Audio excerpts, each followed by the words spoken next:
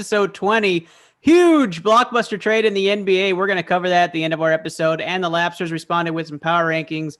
But of course, we'll start off with some intros. This episode brought to you by the Mothership Blue Collar Media Group in the beautiful home studio in San Antonio, Texas. Thank you, COVID. And we will be having this episode by our featured sponsor, which is Statement Games, www.statementgames.com. And we do have a special guest here from Statement Games we're going to introduce in just a second. But of course, announcer, bring us in right, and let's introduce everybody on your panel. All right, from Pittsburgh, co-host of the Puckleheads podcast and co-founder of the Blue Collar Media Group, Twitter handle at Steel Curtain PEH, Just Paul. What's going on, guys? Been about a shit week. Got knocked out of the playoffs by the Browns and took a massive L to the Flyers today. I am the 1-0 against the internet this week, so I will take that. We got the first successful internet victory last night on Puckleheads, even though I had to call for help. I'm still going to take the W because it's been a shit week. That's what a way to bring us in from Pittsburgh. Another co-host of the Puckleheads podcast at Hearts on Hockey, just Luke. Luke's not going to be here till late. Luke's not going to be here till late. All right. So from Wagner, co-captain of the BCMG stream team and college football expert at ddog_1123, Davis Cordova. Yeah, real quick. I just want to shout out everyone but Ernest, who told Ernest to take Kansas -4. That didn't work out. Go Pokes. I was right behind you from the very beginning, Davis. From the very that was our fault. I was laughed at. Yeah, I was laughed at.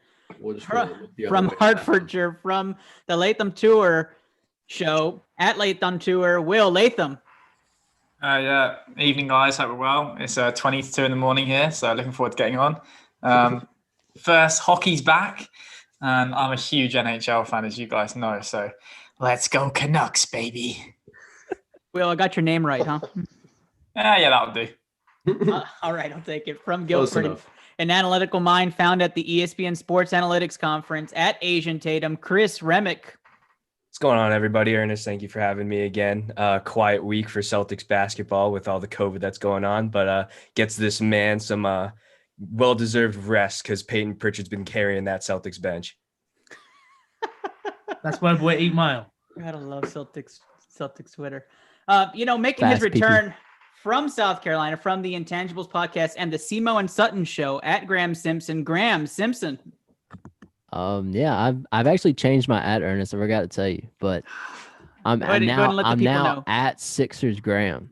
Oh, that's right. I knew the Sixers got an overtime win yesterday. Flyers just beat up on the Penguins 3 goals, 7 minutes. So yeah, I'm looking forward to this one. Excited to have you on, Graham. Really excited to have our fact checking for tonight's show. That's for sure. Yes, I will be fact checking. Let's talk about the other half of your show from Regina. Also from the Simo and Sutton show. At Boomtown Pod, Andrew Con Sutton. Hey, what's up, fellas? Hey, remember the time I took underdogs all last week and broke basically even on my record? That's what's up. That's what's up. Go Brownies. Let's go. Generally, that's how that works. Yeah. Wow. Hey, now. Don't hate. Participate. He's got the secret to life right there. From Regina, from the Shooter Shoot podcast at shooters_pod, Kenny Cotterell. Thanks for having me on the show. I've got the hood up because I pinched a nerve in my back at the gym this morning and I'm feeling the pain today. But don't let the James Harden trade distract you from the fact that Davis picked the Jets and that ultimately won the NFL pick'em this year. I absolutely thought you were going with the Des Bryant catch again, so I'm really glad you went to Davis. It's another week. Let them know. Let them all know. Also from Regina, from the Frostbite Sports podcast at Frostbite Pod, Jet Folk. Hey guys, Hames Jordan here. I did my research, found out that Brooklyn's got the best strip club, so I'm going to Brooklyn. Oh my God. That's actually terrific. It's probably what he would say. Let's just be honest. Here. From El Paso, the voice of ITL at Sweet Peach 4_ Ashley Garcia. Glad to be back, guys. I'm super excited to hear the chatter on this mega deal. Always happy to have you, Ashley. We'll definitely hear from you later. Was from DC. I don't know where he's at now. I completely spaced on that. But comes to us the man with the model, not that kind of model, at the Source Podcast, Joe Goddard. How we doing, everybody? Equally on the other side is my co-host Sam. His model. You know, I'm just the voice on Twitter. Half mine, half yours. You can find us. You know, it's good to be here. You know, it's our first time as members of BCMG, so you know, it's a whole different world out there. We hit 1,500 followers this week after being at 1,300 last week, so we're growing exponentially and generating huge amounts of traffic. So I'm looking forward to another great week, and hopefully we go 4-0 in this NFL Pick'em. You could have at least brought a model with you. Yeah, well, you know, that's why I said with the model, because I know Sam is the model. But Sam Hiller, why don't you say hi to everybody? Boy. Damn. Hey, how's it going, everybody? It's great to be back here with you guys and great to be part of BCMG. I've been amazed with the wave of support and conversation and banter that you guys have had going on, and can't wait to see what we got going on forward. We started out 3-0 last week and fell down to 4-2 on Sunday. We're hoping to not do that this time and carry on through a strong week with the model that we did indeed bring with us. And yeah, I'm just really excited to talk to you guys and see what you guys think. And I think I got all the sports sciences. I mean, there is a lot of us tonight. If you don't see it, it's filling up your screens. Let's talk about the men in the room that you don't know, or maybe you might recognize them. We have a couple of guests with us, and that includes the infamous Denny Lennon making his return at Sports Stories DL. Denny Lennon, the man who introduced us to COVID. Is it COVID-3, Pete? COVID trifecta, baby. COVID trifecta, that's what it is. COVID trifecta. That's right. COVID trifecta. Denny Lennon. Say hi, Denny. What's up, everybody? Hey, look, you know, the COVID trifecta, we're just living it out here in LA. Luckily, my governor let me be an emergency kind of worker so I can be on. That's a beautiful thing. I'm right in the shadow of SoFi Stadium. Up to no good in the hood in Inglewood. I like to call it Sophie Stadium because it's like Sophia Loren. It's so beautiful. That's where my Rams are going to meet the Browns in the conference championship. I know we'll be getting to that, Ernie. So I'll send it back over to you, pal. Let's do this. COVID trifecta, people. Denny, as always, your introductions are stupendous. Thank you so much for joining us. We can't wait to hear more. Can't wait to hear more. Well, let's talk about the man that nobody's met except for maybe a couple of us on this stream, and that is Mr. Mark Solino. He is, in fact, the owner and founder of Statement Games. And Mark, we are excited to have you on. Why don't you say hi to everybody and where they can find your company on social? Hey, how's it going, guys? Mark with Statement Games. I'm actually located on Long Island, New York, and I can actually attest firsthand through numerous recommendations that Brooklyn does not have the best strip clubs in the tri-state area. So if anybody's actually looking for recommendations, or if Harden would like to hit me up at Statement Games, that's where you can find us on social media. I'm sure I can point him in the direction of a couple of people who can offer him some pretty good advice. But Statement Games, social media perspective, whether it's Facebook, Twitter, Instagram, it's simply at Statement Games. From a product and a business perspective, you can find that product online directly at www.statementgames.com.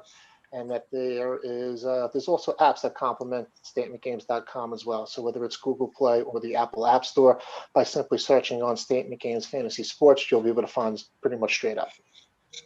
Now, Mark, I definitely wanted to have people at least see it a little bit. So let me share my screen so you can kind of walk us through this. But and you might recognize a familiar logo on this screen. I don't know whose it is, but it definitely looks like one that you must enter. It looks like a very good contest. Talk to us a little bit about how Statement Games works, and I'll just maneuver as you go. Yeah, sure. So I really can't stress this enough here. Statement Games, it's just a game. So we've invented a little bit of a different twist on fantasy sports. Actually pretty proud to use that word, invented. Statement Games company actually received a patent for the system, the process that we've created around what you're looking at right now this past August. So what we do as a company is we've created a little bit of a different twist on fantasy sports. We create games that are kind of centered around an individual sporting event. So for example, this week we have your podcast built around the upcoming Buffalo Bills versus the Baltimore Ravens game. Yes, we do. Yes, we do. You watching? And you can, take a look at things like that. So anybody who signs up here, gets 60 coins just for checking this out. You're going to see that most games that we power are going to cost you anywhere between 5 to 10 coins. I'll touch upon that in a second. But basically, if you join kind of like, your contest here, what we do as an organization, we're going to present you with a list of props or, player props, game props that are specific to that sporting event, hence the name Statement Games. There's probably anywhere between 50 to 60 of them. It's your job to take a look at the list. And as you review the list and handicap the list, you want to actually pick 10 of them. And as you start clicking some buttons, you can actually see that your picks are going to move from the left-hand side of the screen to the right-hand side of the screen. You're going to rank those picks in order of confidence from 10 through 1, because as this sporting event plays out, if your number 10 pick becomes correct, you're going to get 10 points. If 9 through 1 are incorrect, well, now you're just going to have a total of 10 points. You're going to play in a league of anywhere between 8 to 12 people, and the person with the most points from correct picks at the end of that specific sporting event wins. This is a free-to-play game. You're actually playing with what we call Statement Games coins or virtual credits. It's your job to play these games and accumulate a balance of as many virtual coins as you possibly can. And when you're ready, you simply want to exchange those coins for a cash gift card of your choice. So the Statement Games platform is powered with a reward system. There's probably anywhere between, I'd say, 80 to 85 different merchants that make up a reward system. So Starbucks, Dunkin' Donuts, Pizza Hut, Nike, Under Armour, Amazon. You simply exchange your coins for a cash gift card of your choice. So hopefully that gives you a little bit of a better understanding of what our game is, how it's positioned, and how you can actually have fun with a little bit of a different form of fantasy sports. Now, of course, we have your game that's in the lobby right now. I'm going to make a deal with you guys and anybody who's listening to the show. You have to be listening to the show to take advantage of this. Anybody who wants to play your game, which is the Ravens versus the Bills, I believe it's Saturday night. Anybody who wants to play, and as I mentioned, this is free to play. Okay, where to go? If you go 10 for 10 with your picks, Okay, where to go? I'm going to come to the table with an extra $200 cash. Whoa. So go 10 for 10. I like it. Picks. I like where we're going with this. $200 cash. This has backfired on me like a little bit here. So obviously the odds are in my favor, You got to go 10 for 10 with your picks, but it's not uncommon for somebody to go 10 for 10. So have fun with it. Check it out. I am a startup here, so any feedback that you guys can give me, good or bad, is something that I truly appreciate. This is how I get better as an organization. Let me know what you think. Have fun with it. And hey, I'm coming to the table with a little scratch off here, so good luck. That is Mark Solino. And Paul, I want you to talk a little bit about this partnership and how we got there with Blue Collar and Statement Games. Yeah, no, they reached out to you. You brought it to us, which was awesome. We sat down with Mark. Mark told us the story of how this all started. It basically started as a family tradition, which is absolutely amazing story of how this business started. I'll let him talk a little bit about that as well, because that's really what sold us. Is we're a family here, and we've all been, Thanksgiving Day, we're all with our families. We're watching football. But go ahead, Mark. Tell them how it started.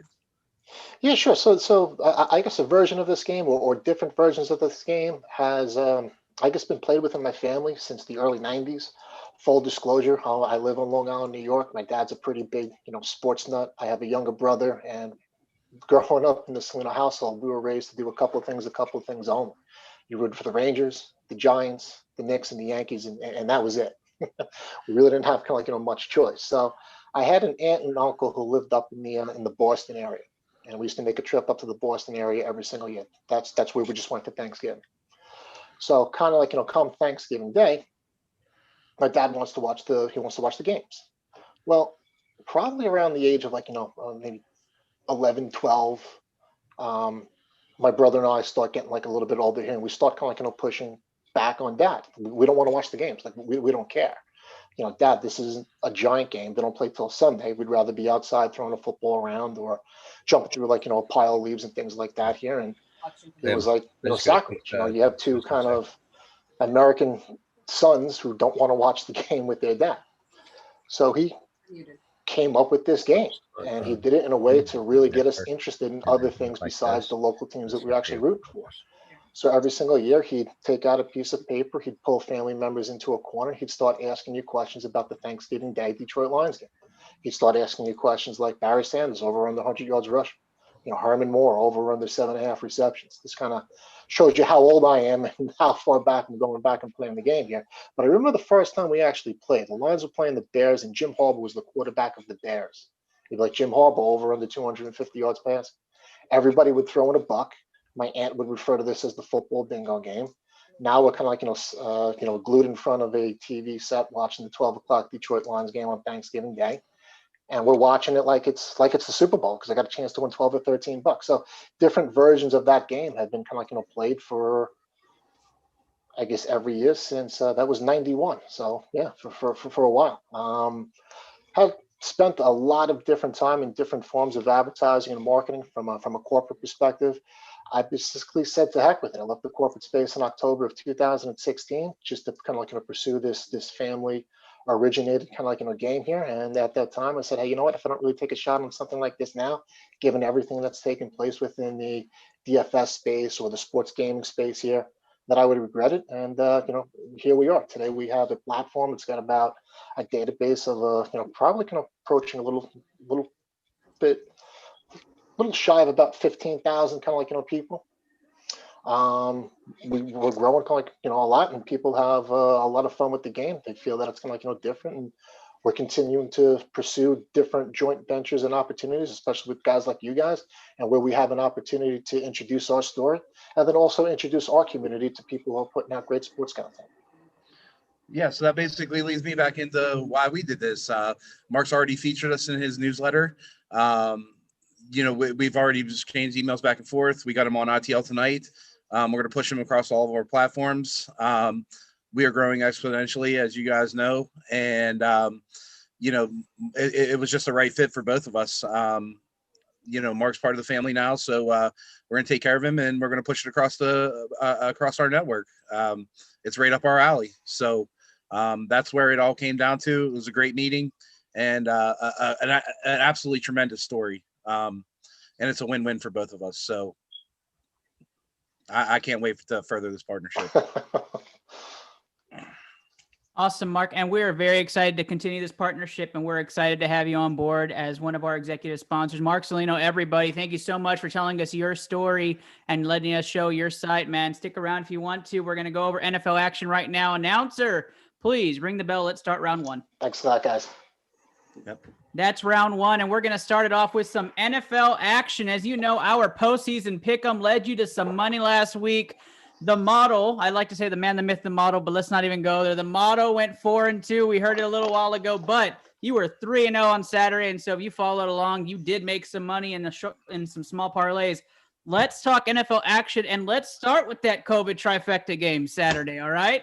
Los Angeles Rams visit the Green Bay Packers, who are fully rested and ready for those Rams. The Rams come a little hobbled in, but on the 9 fingers of Jared Goff, Packers are 6.5-point favorites as of right now. 6.5-point favorites. So I'm going to start this one off with Sam. Sam, talk to us. What is the model saying? All right. So I do want to preface this by saying I don't take I don't take into account the bias that I think should happen, even if while I'm going into it. And when I was going into this, I thought, maybe the Packers are going to come away with an ugly looking score here. But the fact of the matter is that although I do have the Packers at a 61.4% chance to win the game overall, I do have a overall cover of the Rams +7. If you buy a half point by a differential of 3.34 on our scale, which is the second highest of the week. Are you saying the model says Rams +7, but if I had to give you 6.5, what do you take? I'm still taking 6.5 purely because I am. If I'm looking at this game from the perspective of how are the Rams going to win this game, I'm looking at it from Sean McVay's going to try to control this game with time of possession, probably keep the ball out of Aaron Rodgers' hands, run the ball as their number 1, number 2 run offense can do, and use Jared Goff sparingly on that play action. And then when it comes to defense, I think that they're going to hold strong up the middle, which is going to force them to go straight to Devontae Adams. And my guess is they double with Jalen Ramsey as a shadow on one side. And if he doesn't shadow, they still have Darius Williams on the other, and they'll have with a safety over to help with the safety with the cover 2 help over the top, I think they will be able to possibly contain this Packers offense a little bit.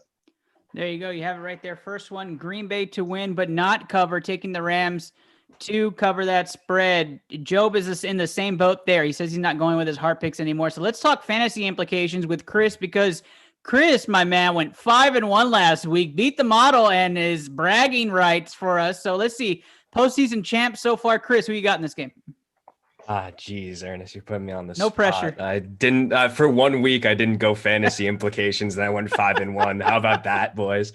So I mean, I guess it's a good thing that I got eliminated early on. But I am also going to take the Green Bay Packers, but not to cover. I think that it'll be a little bit closer than people lead on. Beautiful. Chris taking Green Bay not to cover in this game. Paul, you are up next. So I made the mistake of taking Seattle last week. They were dog shit, but I did read a couple things that I kind of play in the Green Bay's favor. Aaron Rodgers, anytime it's been below freezing there, he's 25-1 as a starter. Jared Goff, anytime he's played in the below freezing, he has 0 touchdowns, 5 picks, and the Rams are 1-1. And I don't think that thumb is even anywhere close to being 100%. I would go with Sam with the +7 just because I think the Rams defense will hold him in it. But I just see Green Bay winning this game. All right, so Green Bay to win, not cover. See a trend happening here. Let's go over to Kenny. Oh man, I'm gonna take the Rams. I think Ramsey's gonna do a really good job of limiting Devontae. I've got huge question marks as to what Aaron Rodgers' other weapons can do. I mean, we watched MVS drop like clear touchdown, like it was so brutal. Multiple. And if he makes a play like that in this game, that could ultimately be the difference. And he's never had the surest hands in the league. I think the Rams are going to run the ball really effectively in this game. I think the strategy is you want to have the ball for 35 to 40 minutes. If you keep Aaron Rodgers off the field, then you give yourself a chance. So I went with Seattle last week. I'm going to go with the Rams this week and support Denny. Yeah. There you go. COVID trifecta gets its first bid there. Davis, you're up next. Well, is Blake Bortles active? Anyone know? Blake Bortles is not active. Oh. Give me the Packers then. That's the difference maker. The ultimate differentiator. Blake Bortles was everything for him. Blake Bortles has more playoff wins than Ben Roethlisberger in the last 3 years. So the model does not apply to that man. He go. is absolutely invincible. And one's got exactly. So. All right. So Davis goes Green Bay to cover. No, Rams cover. All right, Green Bay not to cover. Seems familiar there. Jet, talk some sense into the people. I think the Packers with Aaron Rodgers and Devontae Adams have a really good opportunity to show the world that they are, in fact, better than Russell Wilson and DK Metcalf, and I think they will do so this weekend. I'm going to take the Packers to win and cover. Thank you, Jed. Beautiful pick. Beautiful pick. Andrew. I went Rams last week because I said defense wins championships, and they proved me correct. Defense will always win championships. They double-teamed, triple-teamed Aaron Donald, and that man still got to the quarterback.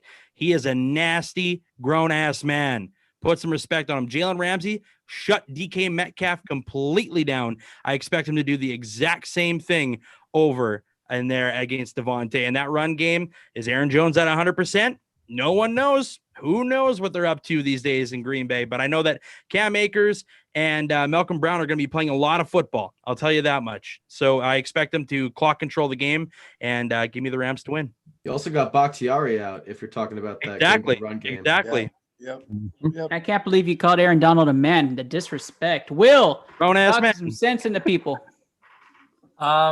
Yes, tough one. I think it's probably got sort of similar implications to the Packers game against the 49ers last year. They've got a run game and good defense. So it's going to be tough for Green Bay, but I think going into Lambeau is never going to be easy. And I just fancy the Packers here. I took the Rams last week, but I don't know if they can replicate what they did last week. And I think Aaron Jones is going to get some receiving yards, and the Packers are going to win and cover. Will is fancying those Packers. Graham. This game's gonna come down to Jalen Ramsey versus Devontae Adams, and I got to pick Ramsey in this one. What he did to Metcalf, I think he can replicate that, and I've got the Rams. He is going the Rams in the COVID trifecta bid right there. Ashley. I'm going to go with I'm going to call them the Aaron brothers and go with Aaron Jones and Aaron Rodgers for the Packers win. Ashley is going straight Green Bay on that pick. I know we had a late arrival, but I did your introduction anyways. Just Luke, I know you're here, buddy. Who's your pick in this game? What up, guys? I'm finally getting off work, so it's finally good to be here. You driving? Another driver? Denny, Don't drive and broadcast. What did I tell you? listen. We don't judge. People have things your to do. boys fucked me last week. All right. And now all this hate and where Jalen Ramsey can absolutely shut down, half of a field. Half of a Devontae field. Adams and Matt LaFleur can be put on the other half of the field. Give me that man, Aaron Rodgers, at home in Lambeau. They cover. Oh my gosh, there's two halves to the field. I am being told breaking news. Two halves of the field. Just Luke says Aaron Rodgers can throw to both of those halves. I'm shook right now with my pick now, but I know. let's let the man with the facts tell you how it is. The COVID trifecta creator himself, Denny Lennon. Tell us, Denny, what's happening? That's right. Let's first break it down. The COVID trifecta came out of LA because my Dodgers won the championship, Lakers won the championship. It's inevitable that the Rams are going to take home the Super Bowl title. Okay, look, I live in the Santa Monica Bay. What is Green Bay talking about? A bay. That's not a bay when it's below 30 degrees. Come on now, people. The Aarons. We have an Aaron. He goes by number 99 because they don't have a number big enough to support that guy. That's how dominant he is. Ramsey will shut down his half of the field. It will be the Rams who go into that so-called bay and take care of the meat packers. It's going to be Rams covering, winning, and moving on to host in the next round. There you have it, Denny, with the statement of the show. And Denny, I'm taking the Rams to win as well. Go COVID trifecta. I'm going to bring that the home. The trifecta lives. Rams to win this week, and I am all about it. I was about it last week for you. I think you have something going there. It's just destiny. It's just destiny, Denny. All right, let's talk about Bills Mafia, who are slamming kids at their homes into tables because they couldn't go and tailgate. I think there was about 10 videos of little kids getting slammed in their homes on tables. Baltimore visiting. Baltimore had a very good game last week, going to Buffalo. Buffalo 2.5-point favorites to end the night. Joe, talk to us about this game. There's one. You got him. Got him. There is no answer for Josh Allen and the Buffalo Bills in Baltimore, let alone at home. Give me Bills Mafia. We'll take the 2.5 points. They're going to win this game pretty handily. And it's one of the model's favorite picks this week. One of the model's favorite picks is Buffalo at home covering this game. Davis, talk to the people. Are you agreeing with the model? Certainly. I'm a temporary Bills fan for the playoffs. Oh, my God. I've been one since the Cowboys lost to the lost Dak. When they lost Dak, I became a Bills fan. Yeah, exactly. But no, I do think the Bills will struggle in this game, actually. I have the Ravens covering just because it's snowing and the Ravens are better on the ground, and you're going to have to be able to run the ball when it's snowing. So give me the Bills, but the Ravens to cover. All right, he's taking Buffalo to win, but not cover. I'm taking Buffalo to win because I think Buffaloes are on a destiny and a mission from God. Let's talk about the Bills a little bit. Josh Allen showed he could make some of those decisions in a playoff game finally, which is what we've been waiting for. And that defense did step up. I do think Lamar Jackson gets his, but it's not going to be through the air. It's going to be on the ground in a game that's going to be very cold and frigid. So give me Buffalo to win this game and cover those 2.5. Chris, fantasy implications. Okay.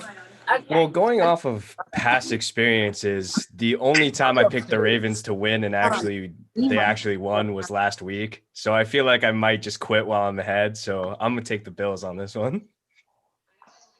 Perfect. He's going with the Bills as well. Just Paul. Yeah. I like the Bills. I think that Edmonds is the key. He's gotta shadow Lamar this week. He cannot let him get out like the Titans did. But I just like the Bills. I like the way they're playing. I don't trust Baltimore after watching last week. And we saw last week they can stop the run, but the Bills don't really run it. So, give me the Bills to win and cover at home.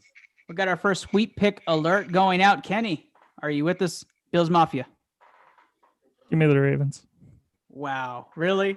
Really? I should have gone to you last. I don't even know why I went to you. Graham. Bills Mafia, baby. That's what I'm talking about. And he just spits facts over there, Graham does. That's our fact I checker. did. Jet. Run game, defense, Ravens.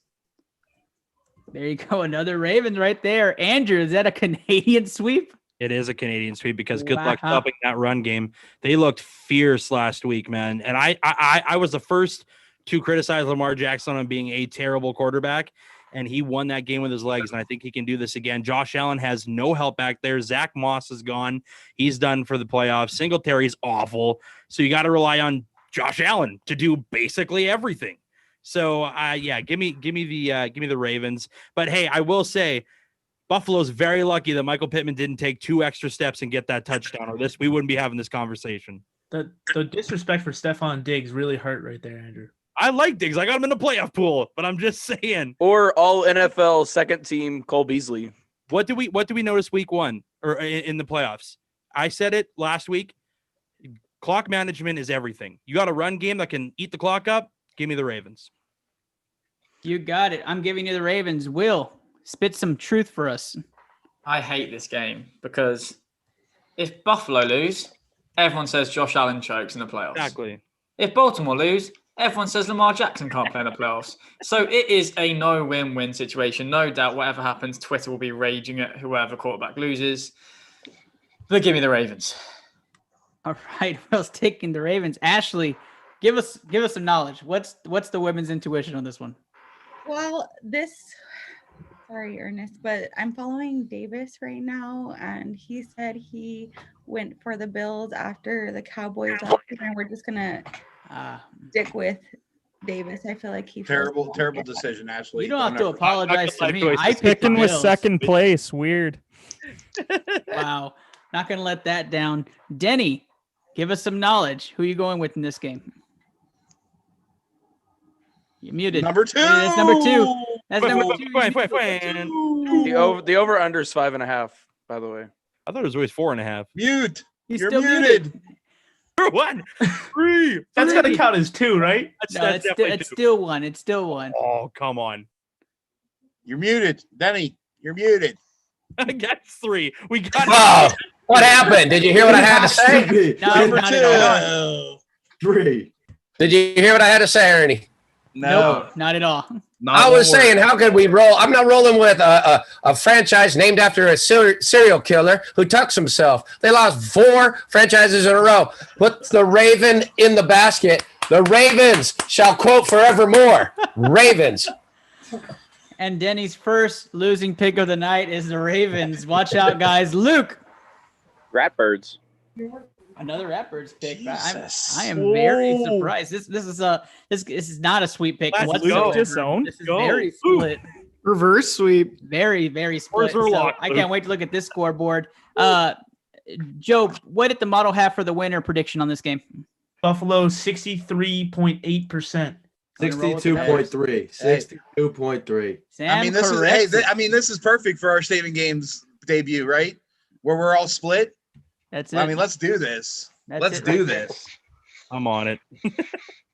Now, let's take our talents over to Kansas City. Kansas City, the Sunday game, 10-point favorites at home against those Cleveland Browns. I'm going to give somebody who I know is all over the Browns the floor first to convince some of us to change our picks. But Andrew, why is Baker going to the AFC Championship after this weekend? it's done. It's not gonna happen. But okay. I've been right. Hey, listen, if I can say anything, is that Denver, the Broncos, they are a horrible team, but they almost beat the Kansas City Chiefs. And that was with every starter in the lineup.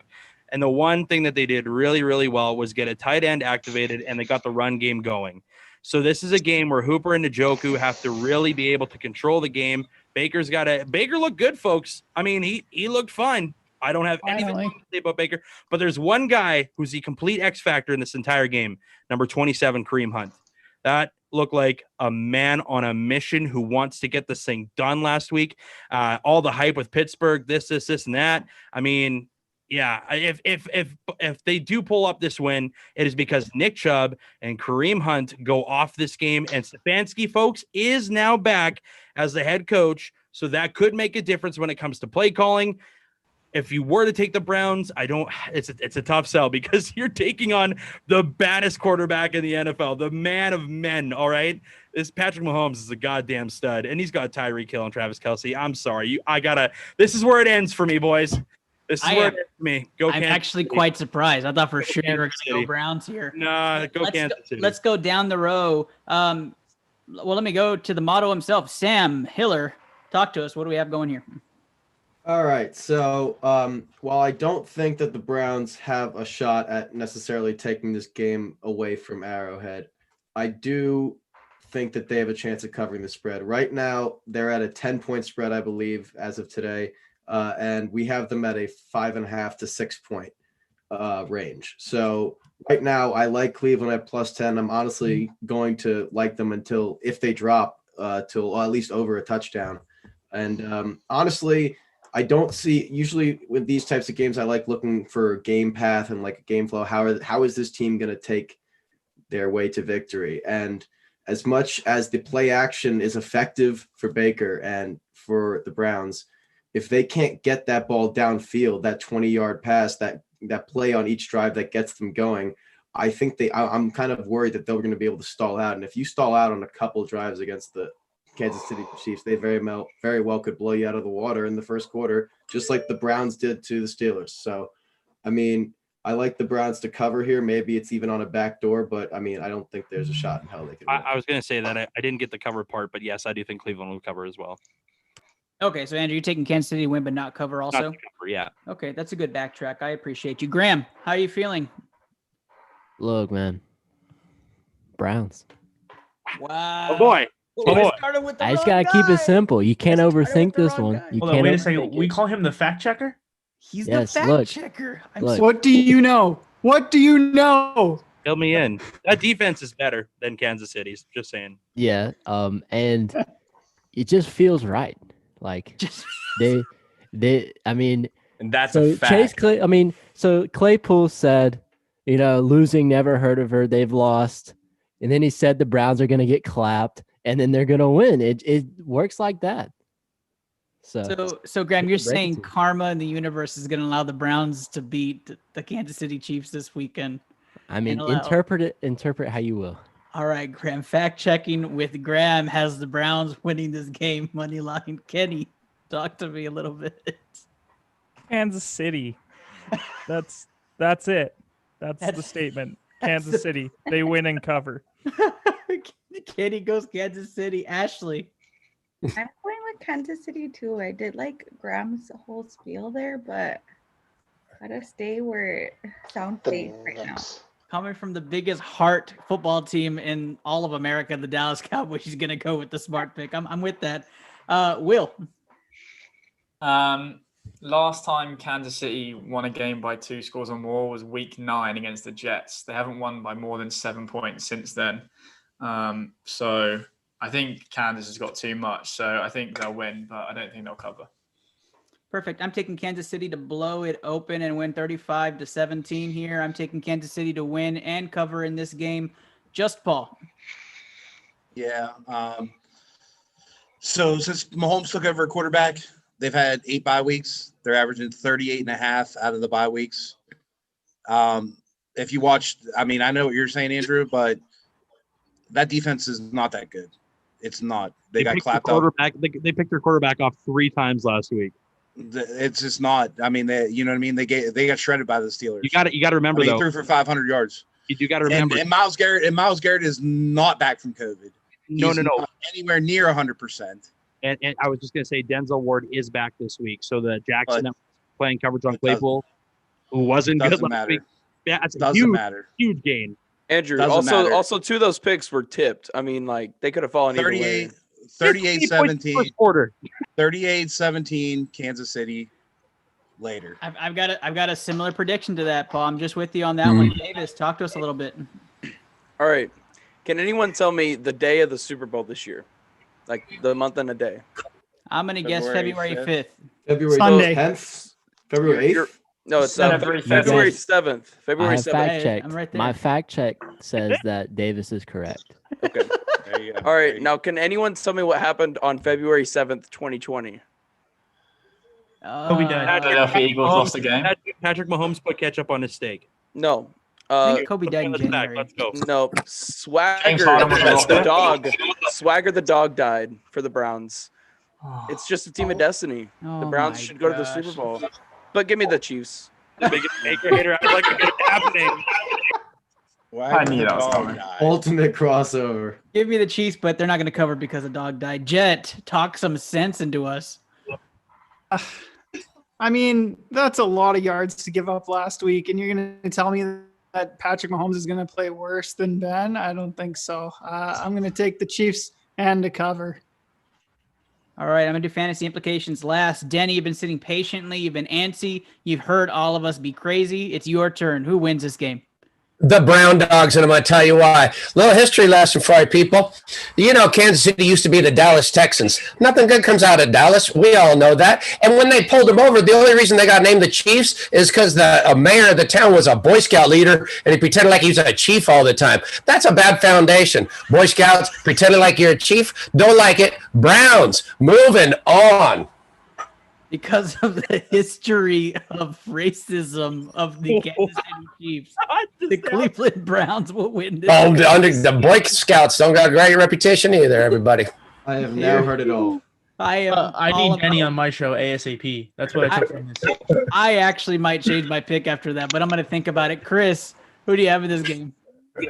Well, the Browns gave me a good laugh last week taking out the Steelers, so I got to give them props to that, but it's going to be an absolute slaughter. Give me Kansas City. There's no way that they don't cover this. You know what, Denny? If I were you, I'd go parlay or lay down huge money on a Kansas City. On a Cleveland, Los Angeles Rams Super Bowl, because if that were to happen, you'd probably be the only man in America to really believe and truly believe that is a game of destiny coming up. And my Rams come from Cleveland. They were the Cleveland Rams. It's Believe Land time. Oh, I thought it was the Los Angeles Browns, but we're all mixed up at this point. So let's. No, it's a Just to be clear, are we getting a Rams Browns Super Bowl? Is that what I'm? Yeah. Is that what I'm hearing? That's what here? Danny's guaranteed right now. I've been calling that from the beginning. I am shocked right now. I forgot somebody. Luke, I need your pick. I'm watching that game. I don't know where we've fallen in the world. We're 2 weeks into 2021. What is this fuckery? I'll tell you right now. The Penguins lose today. The Ohio State loses. The Steelers lose. I swear those were all on going to sweet happen baby anyway. Jesus, I will jump off the Fort Pitt Bridge if Kansas City loses this game. Give me Kansas City. Now I We're want to holding you see to it. that. Now I want to see it. Sponsor. I'm Are talking we going about to be on the incentive. Zoom You were. call when that happens? Change my pick to the Browns now. You're changing it to Can we the go Browns. live? I'm joking. Should we just add it to the parlay Cleveland money line? I mean, at this point, we're guaranteeing that pick. Okay, perfect. So let's take it to the game of the week. That's probably going to be one of the highly competitive games with two very good quarterbacks, Tom Brady and Drew Brees, at the Superdome. New Orleans 3-point favorites against the Bucs, coming back from it was an okay game from Tom Brady and the Buccaneers. They held off the Washington football team. You see that? Did not happen. Thank you. It's work in progress. Let's go down the list with this one. I'm going to start with you, Job. What does the model say about this game? Okay, so the model has 2 plays on this game. This is bold. We like it. New Orleans has a 58% chance to win the game. Tampa Bay has a very high chance. The differential on the Tampa Bay game to cover, if I'm looking at this correctly, is about 4 points. So we're going to take Tampa Bay plus 3.5 and New Orleans money line, both as official plays. We are going to hit the middle. You heard it here first. Sick pick, boys. New Orleans to win, not cover that spread, but taking Tampa Bay 3.5 would be their recommendation for this game. I love it. I love it. Chris, do you? Yeah, I was about the same place in my opinion. I think New Orleans is going to squeak this one out, but I think it'll be a close one. So yeah, I'll go right down the middle with them as well. Perfect. Tom Brady does not lose before a championship game. I'm taking Tampa Bay to win this game on the road against Drew Brees and the Saints. I think Tampa Bay having a week to play in, going to the Saints game is actually more beneficial in the way they played that game, and beating Washington on the road, it gives them that edge. So I'm taking Tampa Bay to win this game on the old arms and legs of Tom Brady. Paul, give me your pick. I'm with you, Ernest. I'm rolling Tampa here. I like them to just straight upset them. I don't see them beating them again. And AB's emergence has really changed the dynamic of that offense. He's looking good. And the Saints there's just something missing. I watched that Bears game. They couldn't really ever put them away. Right. And it just, I don't know. There's something missing from the Saints. They always choke in these situations, and I expect a last-minute comeback from Tom Brady, maybe a touchdown in the last minute, and Tampa Bay wins. I mean, Mitchell Trubisky had 2 really great throws dropped that would have been scores. Yeah. I mean, we're 2 Sims catches away from being, I think it was like a 17-7 and game. Ernest, that's why he's the MVP. Oh my gosh! Yes, the Nickelodeon MVP. That's absolutely right. That form was impeccable. Yeah, Graham. Yeah, I gotta go with Tampa Bay here. Like you said, you said it perfectly. Tom Brady doesn't lose. That's it. Steve would be proud of all of us so far, except for Chris. Kenny. Drew Brees is on a mission from God to win the Super Bowl and ride off into the sunset. Give me the Saints. To cover? Or a Will Lutz last-minute field goal to win by 1 from 55 yards out? You don't want to call that one? Okay. All right, Davis. Okay, so I just want to give myself a little credit. I think I had a 2% to give Mitch the MVP, about 2%. Credit goes to me for getting Mitch the MVP. It was trending on Twitter. I got retweeted by a huge account, so I mean, got to give about 2% credit for me for him getting the MVP. A little much. 2% of the 2 million votes are all Davis. Yes. Yeah. Hashtag humble okay, got brag it. by the You heard it here first. Yeah, no. But no, I just didn't like how the Saints played last week. They couldn't put the Bears away. They couldn't put Mitch away. I mean, give me Tampa Bay to win outright. I don't see. Something always happens in these games in New Orleans. Something always happens. Denny knows. That's why he got to the Super Bowl. And I mean, last week we saw the spread not hit because I mean Jimmy Graham caught it with the one hand. They didn't kick the field goal, so that's how the spread didn't hit. So something always happens this game, and it's gonna be a last-second touchdown. Attaboy Davis. All right, Jet. I know you said you might have a lag, but talk to us. Who do you have in this game?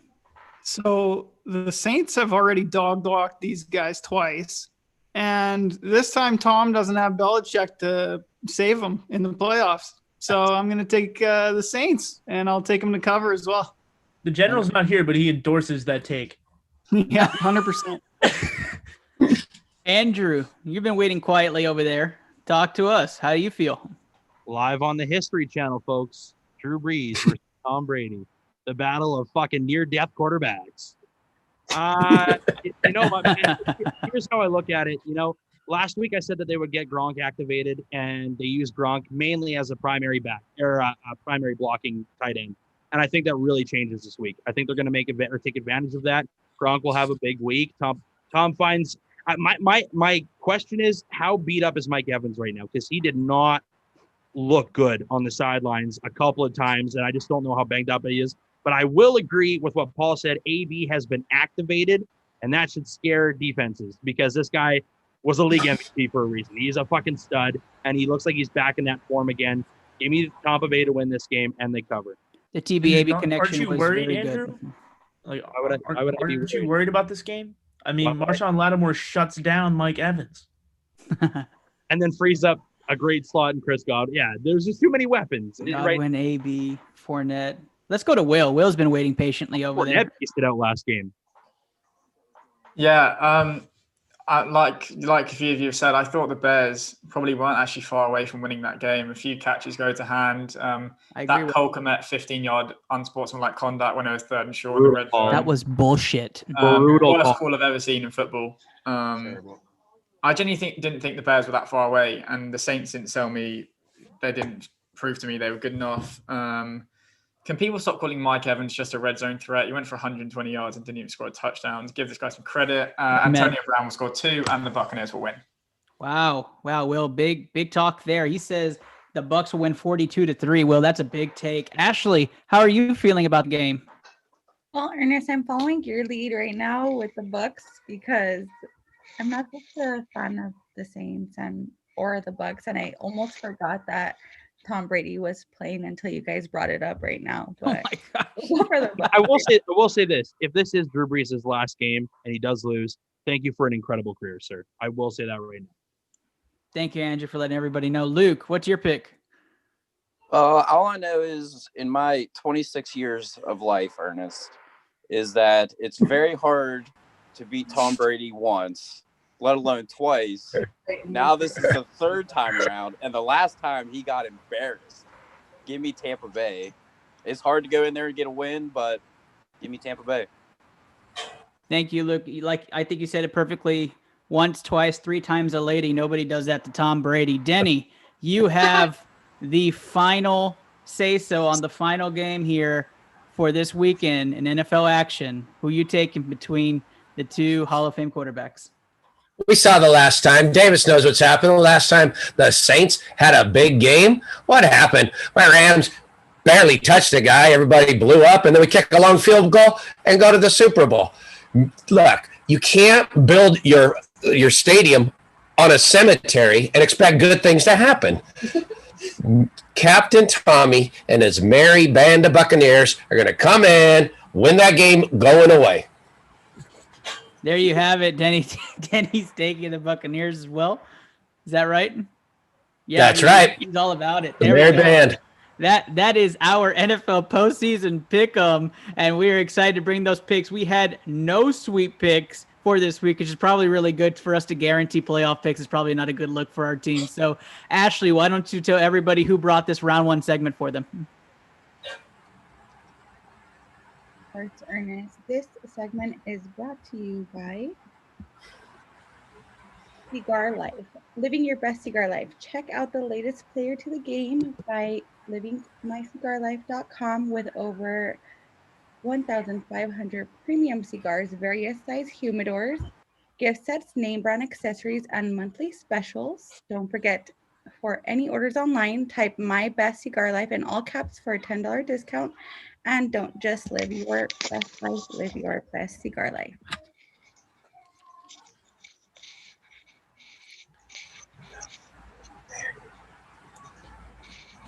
That's another mute. No, he's not even muted. It's just your audio is not working, bro. What in the world? You guys hear me? Nope. I wasn't even muted. Yeah, I wasn't even. Oh, that There counts. you are. That still That counts. still counts. That's 3. Yep. All right, that's 3 then. All right, guys. So that ends our round 1 segment. We're gonna go to round 2, talk some NBA hoops action, and let's talk about some James Harden trade that happened today, right after this commercial break. Wait, what? James Harden? What happened? I don't know. It's news to me. Pulling it up as we talk right now. All right. Looks like Just Paul's gone. Just Luke's gone. If anybody else wants to take off, perfectly fine. We're going to talk some NBA action here, and it shouldn't be too long.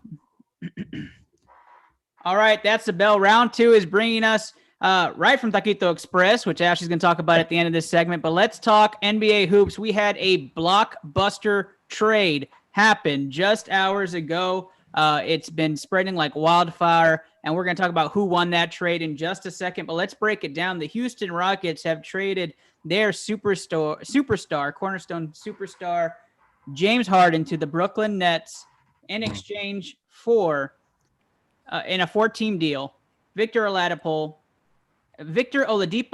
Dante Exum. I keep doing that. That's the second time, bro. I don't know why I keep doing that. All-star. I'm gonna butcher this one.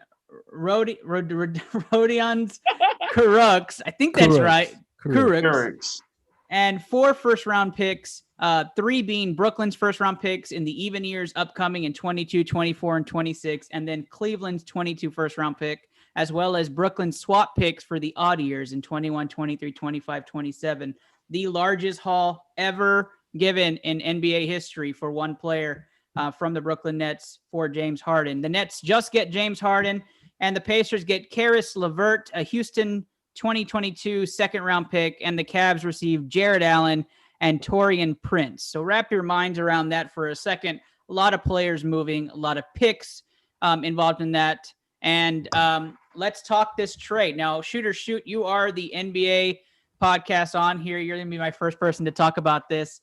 Initially, for initial review, who won this trade? I mean, honestly, I think all 4 sides win this trade. I think it's great for everyone that's involved. And I mean, Houston, you knew that Harden wanted out. You could tell he's right behind me. But you can clearly see why he came in out of shape. I think Oladipo looked really good in Indiana. I just think he wanted out. He was a bit more of a professional than Harden was because, he still played 100%. So shout out to him. But I think Houston moving forward, you've got Christian Wood. I think Eric Gordon and PJ Tucker might still get dealt, but in the meantime, they're on the roster. John Wall's looked pretty good. It could have the OKC vibe of last year where you see them maybe make a run at a playoff spot. Only time will tell whether or not all these pieces actually fit together, but it is definitely possible there. And I really like your head coach. The Nets, they get James Harden. They clearly get the best player out of this trade. A lot of people will talk about chemistry issues between them until we really see it play out. They've got 3 all-NBA caliber players on their teams. So I think they're going to be fine moving forward. And they still have DeAndre Jordan, Landry Shamet. They've got some options there as well to round it out. The Pacers, I really like Karis LeVert. I think this is a great chance for him to go and be the number 3 option there because he will still be behind Brogdon and Sabonis. I really like what Indiana's building, so I think that's a good move for them. If Oladipo was going to leave anyways, at least you got back a young piece that's shown flashes of being very talented. And the Cavs, I really like Jared Allen. I've been a fan of his entire career. I think he gives you quality minutes every single time. And Taurean Prince is another young piece as well. Drummond's going to come off the books anyways. So, if you don't re-sign Drummond, now you've got a young center there, and Taurean Prince is a nice wing player. So I think overall everyone wins this trade. It's just, how's it going to fit chemistry-wise? On paper, it looks good. And, of course, we go with the Woj bomb to start off our second round, and Josh Woj himself joins us from his car. So we have a second car alert for an ITL episode. Josh, how's it going, buddy? Oh, I'm doing excellent. Just quickly, I can't be very long. Just want to come on and say hi to you guys. Very quickly, though, as you may know, that obviously the James Harden trade today, very obvious. You're welcome. Also, I just wanted to say I've heard from NBA officials lately now that Kyrie Irving has contacted NBA officials to see if they can actually bring in a new rule, 2 basketballs, because he's not sure if he's going to have enough time with the ball. So, yeah. He's trying for the 2 basketballs things. He's not sure, but we'll see how that goes. I'll let you guys go. Have a good day. Thanks, Josh Woj. That's a Josh Woj bomb. Thanks, Josh. 2 basketballs wanted in the coverage in Brooklyn, and he's out. So that's wonderful coverage from Josh Woj. He's got to go talk to the execs. He has to. Graham, you were all over this trade because you were really worried the Sixers were going to be on the other end of this deal. You get away with Ben, and you keep Maxey. Talk to us a little bit about this trade, though. Who do you have winning in this trade? Well, the apparent winner is the Cleveland Cavaliers because they gave up Dante Exum and got Jared Allen and Taurean Prince. So the Cavs actually win this trade, and then you have 3 losers. Karis LeVert for Oladipo is basically just a swap. I feel like they're the same player. Maybe LeVert has been playing a little better right now, but Oladipo still can go to a level once he really fully recovers. But the first rounders is something that's gonna catch a few eyes in the offseason because this is still for the Rockets, they're going to be on the rebuild, but those pick swaps that could either go really bad or really good. And for the Brooklyn Nets, I mean, having 3 ISO guys is going to be a pretty major. I don't want to say experiment, but I think it will work. But it could also go very wrong, and they put a lot of chips in this basket. So we see what happened last time the Nets try to go all in with 3 superstars, and they were down in the dumps for the 7 years. But yeah, I think the Pacers moving on from Oladipo is something that was inevitable to happen just because of they needed someone to complement more of Sabonis, Turner. Brogdon's been playing well. They still got TJ Warren. So I think the Pacers they're going to be a really, really good team in the East. And they're going to, if someone were to make a run similar to like the Heat last year, I would pick the Pacers just because of Karis LeVert. Now, a couple things to comment off what you're saying. I do like the Oladipo trade to Houston because they get his bird rights in the trade. So we didn't talk about that. So they can pay him the most money if for some reason he breaks out even further past the ceiling this year because his contract is up as well at the end of the season. I think the Houston Rockets actually go from enemies and evil, ISO ball to redemption Rockets because all the players on their team have suffered some sort of long-term injury. There's 7 guys on that team, 4 of them with ACL tears now that are recovering. Right. It's not a good thing. And the other 3 with ACL. So kind of crazy. I'm sorry. Did I say ACL? Yeah, I did. Achilles is what I meant. They have 3 of them with Achilles injuries, 4 of them with ACL tears, all of them back and all trying to redeem themselves. So very interesting. Rockets going from the Chinese debunk look to the redemption Rockets in several moves this offseason. Raphael Stone, kudos to you for getting your future back. Denny, this trade rocked the room as it stole away NHL's debut day. It was all about NBA in the afternoon. Who won this trade for you? Look, we all know where the title is going to reside once again. It was with my Lakers. So everybody's got to make their move and do their thing. I get that, right? But I was a little concerned about the Nets before the trade. But now that they got Harden, we know that they're not going to win it because that's what Harden does to a team. He just occupies the ball too much. And you already got that with Kyrie. I mean, the last time Harden won a championship, I watched him. He was playing at Artesia High School. And there, nobody else cared that he was hogging the ball, that he held the ball the whole time. So right now, I got a feeling that's going to take the Nets right out of consideration. And I've been watching my Lakers. They look pretty solid. I think, Miami is always the one that interests me. Now, the one that could be the pick here is what's that first round pick that Cleveland gave up? Because Cleveland, Houston, to Houston. I mean, Houston is the one who looks like they're going to start to retool because that pick right there with Cleveland's not going to do anything. I mean, there could be another ball brother coming up. We don't really know what those balls. There could be another really good player coming up in that draft, and Cleveland might just grab somebody solid out of that. But that's what I see. I don't know. I don't see Kyrie and Harden being able to manage that. Denny, are you talking about Cade Cunningham? Is that who you're talking about? Yeah, that's who I'm talking. Are the Cavs going to be that bad that they're a top 10 lottery pick?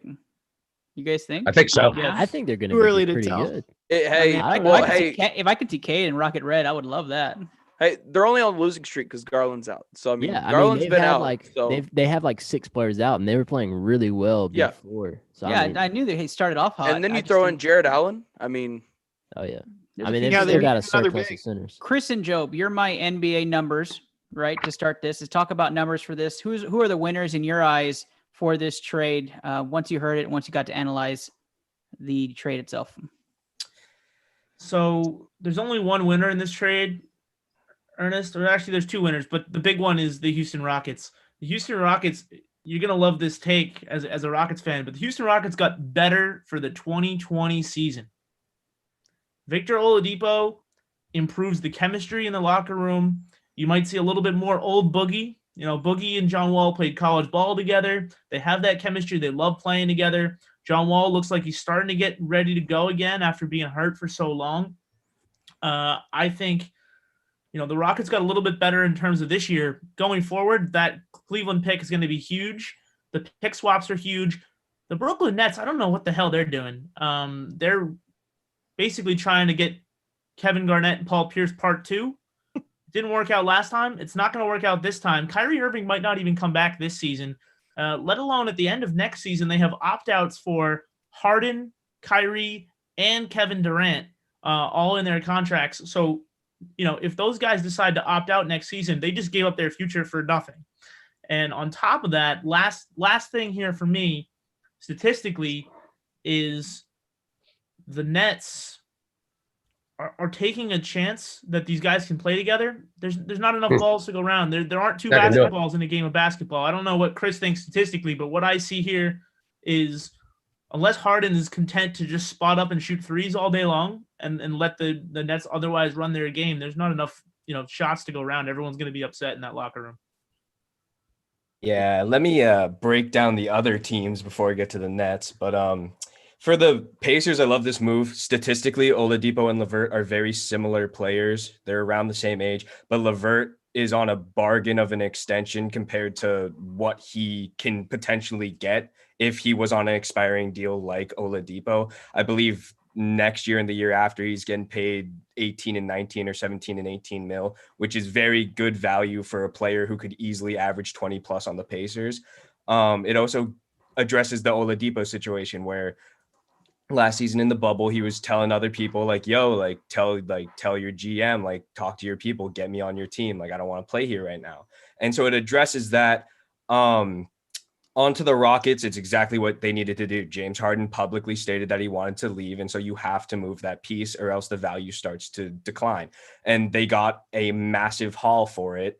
And I cannot believe that any of the 8 picks that Brooklyn gave up were unprotected. Like, crazy. How do you not protect any of those picks? But I mean, that's what they felt like they needed to do. They wanted to put all their chips into the basket, James Harden. And it helps them in a sense to recover from the drama that's happening with Kyrie Irving. Nobody knows what he's going to do. He could come out the next morning and say, in a past life, I was a painter, so I'm going to go paint now for the rest of my life and retire from the NBA. Like, that's what could happen. So you don't really know what's going to happen with that. So bringing on another star was what was necessary for them. But you gave up a bench that was the 3rd best scoring bench in the NBA. They averaged 41 points per game. You gave up 28.6 of those points per game off the bench. And I don't want people to say like, oh, like James Harden averaged mid-30s last season. That's fine. It'll make up for it. James Harden isn't averaging nearly that much on the Nets. He's going to average mid-20s.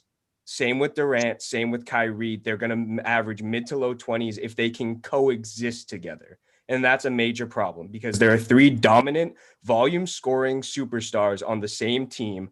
And that we've never really seen something like this. So we don't exactly know how it's going to play out. But every time you pair ball dominant volume scorers together, they usually end up subtracting from each other instead of adding on and elevating each other. To the Cleveland point, love the Jared Allen addition. It gives you security to move Drummond if you feel like you need to move him or not overpay him if he decides that he's worth more. But honestly, if you're the Nets, who do you pick up when you have 3 open roster spots?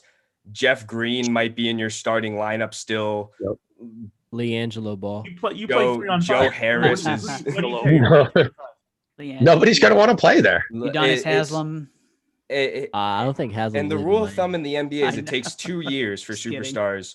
When you assemble a team with superstars like that, the rule of thumb is 2 years to reach your maximum potential.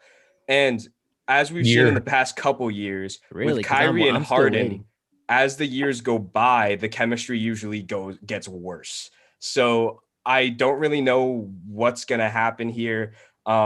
Of all people, I feel bad for Durant because he already seemed like he was having some awkward moments dealing with Kyrie Irving. And now he's got to deal with James Harden coming in and expecting everybody to bow down and tend to every one of his needs and the way he operates. And I don't know if Kyrie is going to be willing to be a 3rd option. I don't think James Harden wants to be a 2nd option. I think he thinks he's better than Durant. But Durant is the clear number 1 if you want to win a championship. So those 2 need to buy in or else you're screwed. Yeah, Ernest, can I get a quick show of hands from everybody who's still on the show? All right. Real quick. Okay. Who here thinks that James Harden is better than Kevin Durant? All right, good. Everyone can stay on the show, Ernest. I'm sorry. I just had to make sure that was clear. Yeah, no. Fat Harden, no. But Harden's not even fat. Yeah. Come on. torn Achilles compared to prime MVP Harden. Empty Yeah, I points. take Harden all day. What? Yeah. I would. Durant's no. okay, I just want to He's a say se- this he's the about second torn best Achilles offensive Durant. player in the history of the NBA. I just want to say this about torn Achilles Kevin Durant. He's averaging 30 on 53% shooting, 44.7% from 3 right now. He is and that's him getting into basketball shape. Like everyone hold the brakes about torn Achilles Kevin Durant. If he ends up playing 50, 40 games the rest of his career, then we can say something. Right. But right now he plays 60, 70 games and continues to do this. Like he, in some cases, sometimes it seems like he's better because it seems like he's taking more time. Yeah, a lot of ifs. He has 26 points tonight, 10 of 18 from the field. In 30 minutes. Field. I don't know. Am I good to go, Ernest? You're next. On this one? Yeah, you're next. Okay. And then Jet. I've been waiting patiently because you guys are forgetting the clear, obvious winner of this is the fucking Hooters buffet line out in Brooklyn because Matt Harden and his Furious Waistline are going out for them chicken wings. Homie. He is here. Here it is. I've been saying it for the last couple of weeks. I am tired of babies in sports. I'm tired of it. If you're going to complain and be miserable about the millions of fucking dollars that you're making to play a sport, stop right now because I got no time for it. No one does anymore, man. James Harden cried himself out of Houston. That press conference last night was a disaster. That was embarrassing. And then and you know what? People shit on Boogie all the time. Boogie took the cool way out of that last night. They brought up the aspect of the whole James Harden situation and if it was embarrassing. And Boogie literally said, I'm not here for James Harden. I'm here to play with John Wall. That's my buddy. I'm here to play sports and I want to play. Give me that. I love the redemption rocket story, Ernest. I said it earlier. Oladipo he's been asking to get moved for a while, and I'm glad it finally happened. He took the professional way of doing it. He didn't go to the media. He strictly said I didn't want to be there anymore because he wasn't going to be the guy anymore. Sabonis has now become the guy, right? We can all agree that Sabonis is the face of Indiana. He's no longer the face of that franchise. All right. So it's a good move for him to go over to Houston where, he has a chance to be a great player again. The guy who really wins this fucking trade is Christian Wood. That man just became a superstar on that team. Not only Christian Wood, people who have Christian Wood on their fantasy team. Exactly. He has a chance to be the best player on the Rockets now. Like I'm not, and maybe that's a weird take, but right now he's one of the most solid players on that team. It's a great take. The other takeaway that I get from this is the unprotected picks. There are 8 picks here, folks. That is, we addressed it at the very start of our ITL draft coverage. We said if James Harden was to go anywhere, what's the return investment? What does he bring in? 4 first rounders. Yeah, 4 first rounders is exactly what I told everybody on this there panel. You go. We talked about the rebuild. This isn't even a rebuild because you get a sweet piece in Oladipo, and then you get 4 first-round picks. And for a guy who James Harden, we're talking about him going to Brooklyn, ball separation between him and Kevin Durant. Kevin Durant, like Graham alluded to, looked pretty uncomfortable already with Kyrie. Now he's going to look super uncomfortable with James Harden. Yep. It's not going to work. The dynamic wasn't there in OKC, and I know it was early in his career, folks. It was early in his career, but the chemistry was already tarnished there. I don't see it getting fixed. I don't see it getting better. And right now, Kevin Durant is having a hell of a game. So if I'm the Nets. It was not tarnished in OKC. It was all because money. It's basically all. But I'm saying because Harden knew Never forget, Presti chose Kendrick Perkins over James Harden. Stop reminding me of that, Ibaka Chris. over Do James you Harden. have any Thunder fans on here? Stop it, Job. But I mean, a totally redemption story. 3 guys that everybody has written off. Every time I bring up John Wall, everybody's like, "Oh, he's a bum." That bum's averaging 18 points a game right now. Yeah. And Kenny is the worst, by the way. I understand that Boogie is not in his prime anymore, but he gives you valuable minutes. Washed. Oh my gosh, I that's mean, a terrible take. Stop. You're an Boogie's not OKC fan. washed. You got no say. It's like me saying Pascal's. You're good. literally 2-8. You're literally That's what I'm 2-8. saying. It's like You're me saying 2-8. Pascal's good or the Raptors are good. We're the shittiest team in the East right now. Can't win big games. Peyton But Pritchard's better than let me Pascal say Hey this. guys, before we move on to Jet, I just want to say the Nets, they should just have one game they play KD, the next game they just play Harden, the next game they just play Kyrie. They have to Load stagger the management minutes takes so over. hard Makes with sense. that So- trio. The combination of LeVert, Brogdon, Turner, Sabonis, that's a TJ good Warren. front court, man. And TJ Warren, that is a very good That's starting solid. five. So and if Sabonis keeps up his level, I mean, the Pacers are going to be hot. as a It Raptors just makes fan, me wish that Nate McMillan was still the coach as of the a Raptors Pacers. fan, as a Raptors fan, I'm pissed because I thought maybe we could turn the wagon at some point. It just doesn't look like it's going to. And now Indiana has stalked and they've gotten better, which just makes things way harder for us. But yeah, the real winner is the Houston Rockets. Thank you, Andrew. Jet.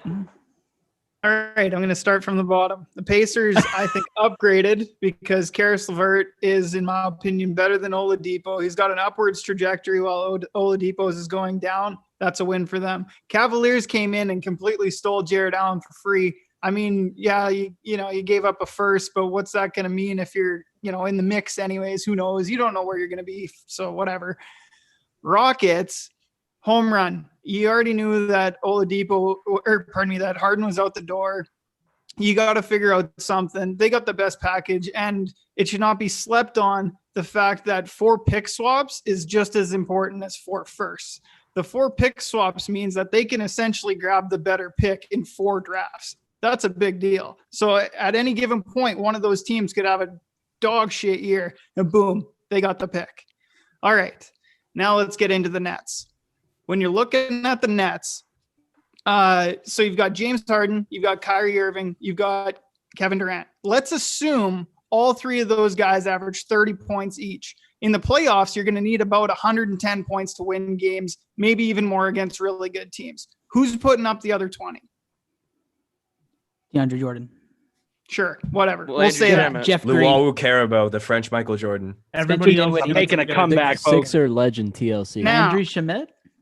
Now, Also the one point I Sixers will legend. make, because obviously it's been hammered into the ground, and it should be, that these are 3 ISO players, and that's not going to work. Fair, but it may work, and there's a reason for this. It's Steve Nash. He's KD's guy. KD brought him in, and there's a reason he brought him in. He wants him to get those boys under the reins and understand that this is KD's team.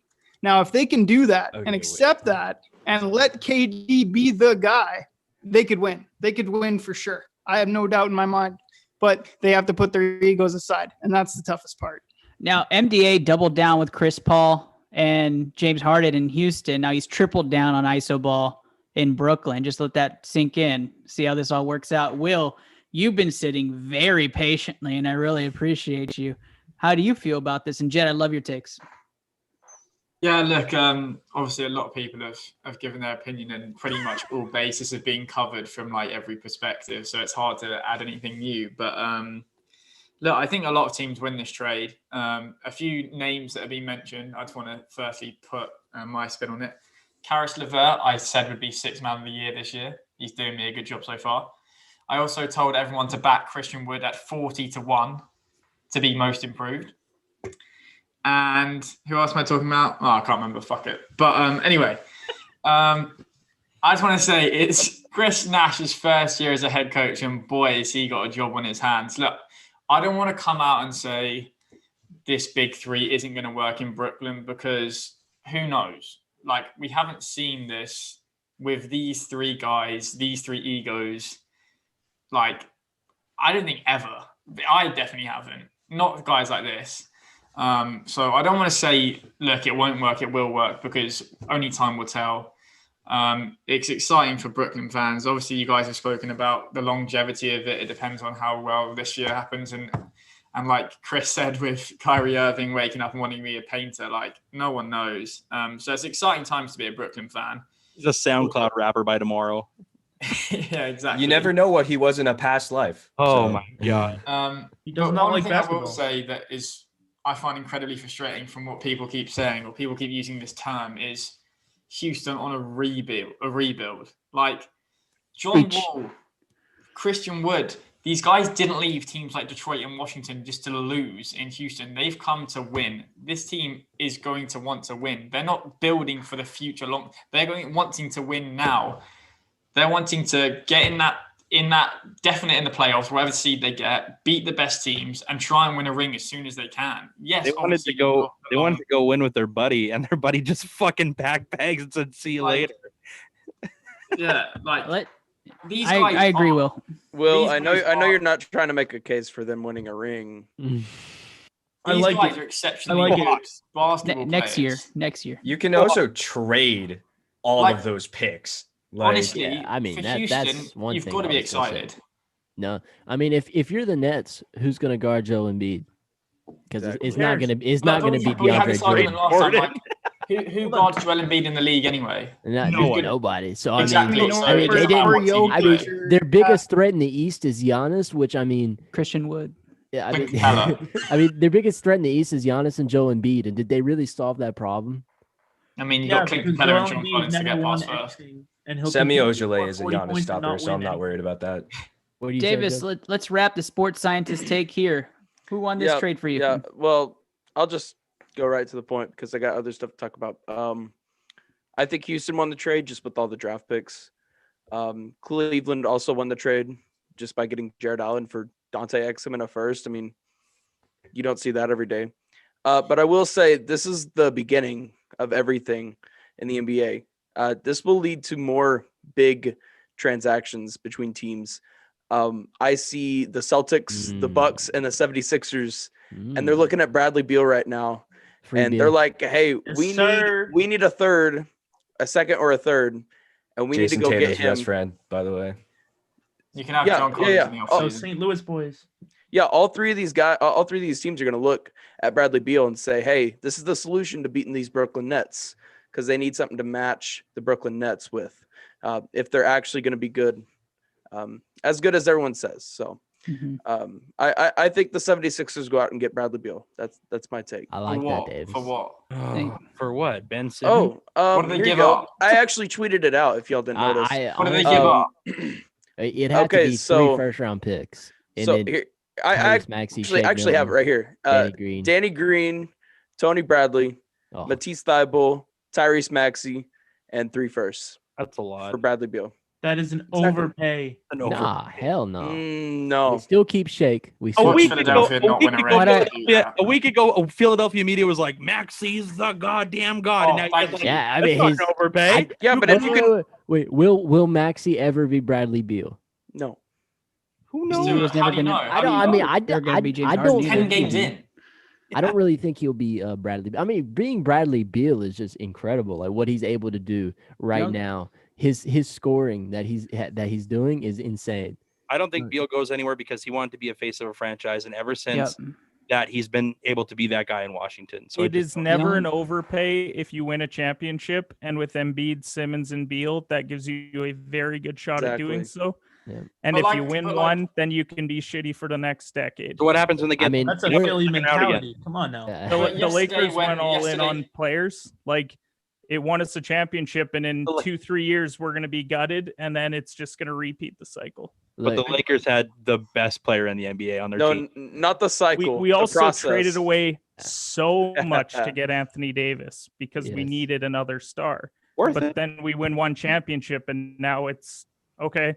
Exactly. So maybe Yeah. we don't Right. even win another one. Maybe we Guys, don't win this I wanted James Harden on the 76ers. I thought trading Ben Simmons for James Harden would be similar to trading DeMar DeRozan for Kawhi Leonard. Because I mean, the Same. city I agree with was that. in love with DeMar DeRozan.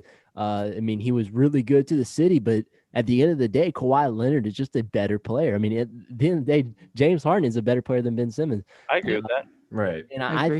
I think They at the do end of the different day, things. you look at that like Yep. that could. I mean, James Harden and Joel Embiid would honestly be unstoppable. And I One really did a wish. 3-pointer and one can't. Graham, How can 76ers. we say One they'd be can play unstoppable? defense and one can't. Yeah. I mean, James Harden is not horrible on defense. but- Yes, Very he true, is. guys. Yes, Very true. He's not terrible. He's not terrible. Chris Uh, is going to have the best take here, and it's Pete- going to be that Jason Tatum and Bradley Beal are going to take the Celtics to the next 3 championships. Oh my god. You know. Get your Wow. head All right, out moving of on, the moving on, moving on. Yeah, on. so PJ Tucker probably going to be a 76er by the Yeah. end of all of it, more than likely. because we still have a trade exception. Yeah, or Phoenix We could, Suns. we gonna be could, one I of mean, those. we could technically take back Al Horford with our trade And an exception. expiring contract in Tucker. Yep. Yeah. And So we I'll have go an ahead. expiring contract in Danny Green too. So I'll go ahead and end this blockbuster analysis. It took a lot longer than I thought it was going to, but let's end this one out. Houston is a definite winner in this trade from all my bias. Absolutely rebuilt their first round pick arsenal as well as their swap picks. They got their future back, like Davis likes to say. And I believe Indiana got a player that can play second fiddle to their stars, which is great for them. And the Cavs added a big man to a big man rotation. I'm not sure how that's going to work, but they got a future with Jared Allen. The Nets are going to be an experiment. MDA is going to triple down on his bet, which is going to be interesting in Brooklyn if Kyrie ends up staying. A lot to be said. There's no grade for it yet because we don't know how Brooklyn's going to be, but I think it's a huge home run for Houston. I'm actually feeling good about this team. Now Steven Silas can take over. Once PJ Tucker's out of the locker room, the cancer's gone, and then we can move on from all of this. Let's talk rankings and end this episode. We asked the Labsters to come together and give your top 10 in the East, top 10 in the West for our NBA teams. And this is what we got in our consensus. Let's start in the West. And once we get the Labsters and we get a react, we're going to get blue collars and get a react. And then we'll wrap up today's episode. All right. At number 1, the Los Angeles Lakers. At number 2, the Los Angeles Clippers. At number 3, the Phoenix Suns. At number 4, the Utah Jazz. 5, Portland Trailblazers. 6, the Dallas Mavericks. 7, the Golden State Warriors. 8, the San Antonio Spurs. 9, the Oklahoma City Thunder. And Yikes. 10, the Denver Nuggets. Those are your OKC West ahead of rankings. Denver. What is that? Terrible. Those are your West rankings from What our is listeners. So let's be gentle. They are our listeners, but let's talk about this list. I think 1 through 4, I don't really have a problem with that. where were the Jazz rated? They were at 4, but it was The Jazz should be ahead of Phoenix. It was very close, though. I'll give you the why the statistical. It Because was the Jazz have 0.4 won 3 in a row. 0.4 So they difference played better between the two. as of late. Because they're a That's much what better power basketball rankings team are. than the Phoenix Suns are. 5 through 8 went Blazers, Mavs, Warriors, Spurs in that order. What are your thoughts on the 5 through 8 rankings? Sorry, can you repeat the 5 for 8 again? Sorry. Yeah. Blazers, Mavericks, Warriors, Spurs. Congrats to the Warriors. Nuggets were 9th. Can I say something? Yeah, that's literally the. I think that the Spurs are doing real good right now for being a really relatively new team. They have really good play right now on the court, and I'm gonna back them up like I back up my Cowboys all season. So be prepared for that. But I always love Pop, and I think that he can definitely set the foundation down real good with this new team. Yeah, Keldon Johnson and Lonnie Walker. Yeah, very, Lonnie very Walker's good. looking good. right now. Keldon Johnson. Yeah, man. He's a been monster. hooping. He's been hooping. The Spurs deserve to be there strictly because they beat both LA teams back to back. I thought the Nuggets were super low. I do believe that last week we Yeah. had the conversation of how bad the Warriors were. I told you guys not to sweat it, and Kelly Oubre would come back. Thank you. We had this But let's- conversation on Simone Sutton. We But did. if you And we talk said about the the Warriors would be back. If you talk about the Nuggets, though, which of those teams are you moving down, and how far are you going to move the Nuggets up? I'm moving the Blazers down. No. I'm moving the Blazers to 8, and everybody slides up at least one spot. And then I would swap the Nuggets. Who was at 7, Ernest? Warriors. I would swap the Warriors and the Nuggets. The Oh, so Nuggets you would- lost to one of the best You would teams in the move NBA. Portland down after winning 3 in a row and having 2 of the top 10 scorers in the NBA. I mean, I'm sorry, the Nuggets. Yeah, I think their defense is terrible. I really Nuggets do. have to be above the Start, their Spurs. defense is I'm terrible. Okay, but hey, why are we giving the Nuggets so much credit? Jamal Murray needs to be better. Yeah, they beat the pandemic process. by Exactly. 12. They've only beaten the Rockets, who are terrible. Who didn't have a I mean, roster. exactly. Minnesota twice. I mean, Minnesota's not good at who all. I think are by far the worst team, but Yeah, I do. they're winning. Philadelphia, they're winning. who are without players, and then the Knicks. I mean, Those without Those are their players, only 5 wins. Two we pandemic started teams, Dakota two, Mathias two and Wolves Isaiah. without Cat, and then the Knicks. Ernest, who I was think 10? I think Minnesota's better without Cat. 10 was That's the a horrible Nuggets. take, but I think 10's appropriate given how they've played so far. I mean, Jokic has played very well. Michael Porter Jr.'s had a pretty solid year. Jamal Murray has not played how he did in the bubble, and I think that's why they are where they are, because Michael Porter Jr. hasn't played since the 29th of December, by the way. COVID cases. Yeah. They're also still not but playing still, with Gary in Harris his either. play, he's been good. Yeah. So but that's 4 games. That's the point that I made, was that Yeah. he's played well when he's played. And also, they've got no Gary Harris. 11 through 13. Yeah, that's not for a big anybody who loss. need to know it. Houston Rockets, He's a good piece in that Sacramento Kings, New Orleans Pelicans at 13. So I think the the Rockets should move up just based on the trade. You know, they should move way. The Rockets should have moved up anyway. I Everyone hates on Houston for some reason. Thank you, Will. I completely agree. I hate it. Look, Steve. Look, I didn't even give my take because it would have been too long for this segment, and I'm just going to give a separate take on the side. But Houston is absolutely going to look phenomenal. They got the 28th ranked schedule. They have the almost the easiest schedule for the rest of the year after this next 6 games. So if this team makes any noise, they're gonna be in the playoffs. Yeah, so they're gonna be a low seed, but they're gonna be in the playoffs.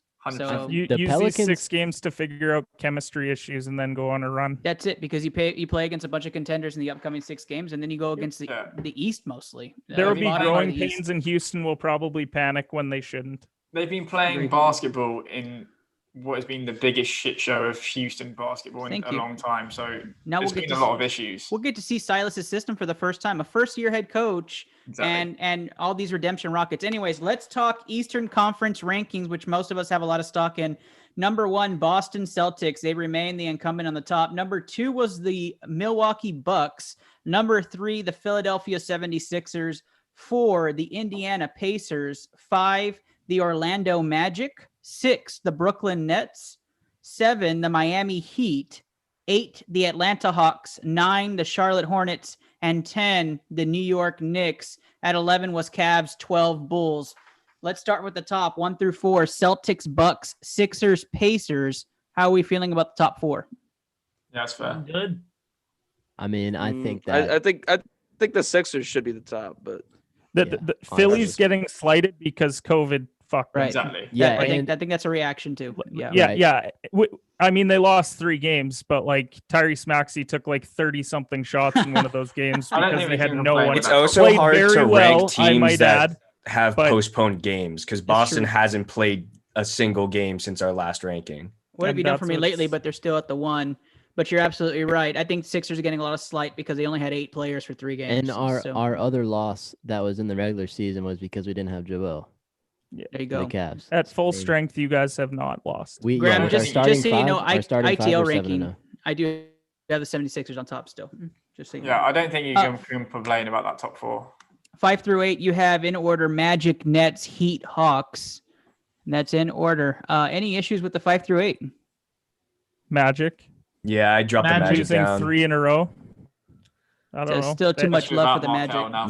No Isaac or Fultz, and you lost 3 games. Like I will tell you what, some of these rankings had the Magic in the top 2 or 3. So Which is dumb Somebody has to because watch the basketball Magic have only beaten the Wizards twice, the Thunder, and the Cavs twice. So they've beaten literally nobody.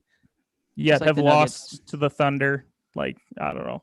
It's weird. the Thunder aren't bad. Did we lose Davis? The Thunder are bad. Yeah, we lost it. The Thunder. I can Davis say is that not because he's here. gone. The Thunder Thunder suck. bad. Yeah. 9-10 Hornets, Knicks. Any issues with the bottom part? I have problems with Charlotte not being higher. Okay. All right. So You know, they bring won up 4 in a row. Charlotte, drop 4 in a row, I would switch them with the Magic. Orlando. Yeah. I Oh, could the see it. Mavs just beat them, so we'll Yeah. call it appropriate. Well, LaMelo was on minute restriction. Remember? I I agree know. with Wait, Andrew, did you have LaMelo for a double-double and you went 4, 7, and 5 tonight? Andrew doesn't. Oh, exist. sorry. I thought I was muted. No, it's okay. He's already been disappointed enough by Siakam. Can I By just the way, ask on, Stephen F. Austin Oh yeah, we're won by about to 23. get to the Raptors. Just wait, Andrew. can I just ask on behalf of being a Hawks fan? What were the Raptors at? 14? I don't want to talk about it. 14. Will.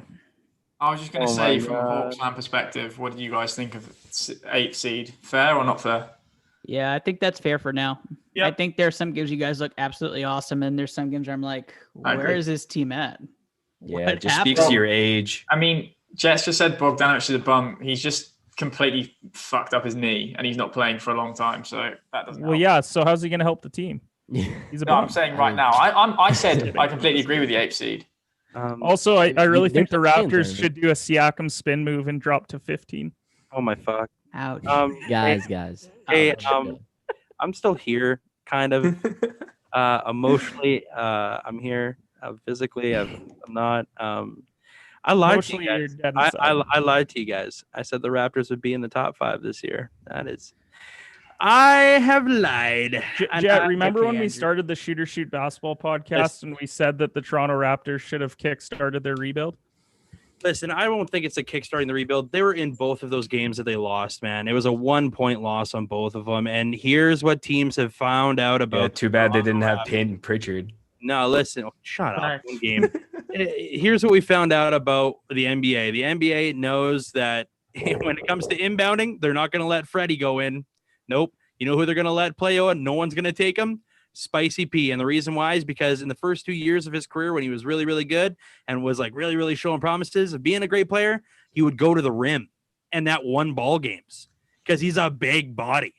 So stop the fucking spin moves and figure out going to the rim. The end. Sincerely, the most disgruntled Raptor fan ever. Mark, if you can end this segment with "You spin me round, right, baby, right round," like that would be perfect for the end of Andrew's. Couple clips of JB clamping the spin move in the playoffs.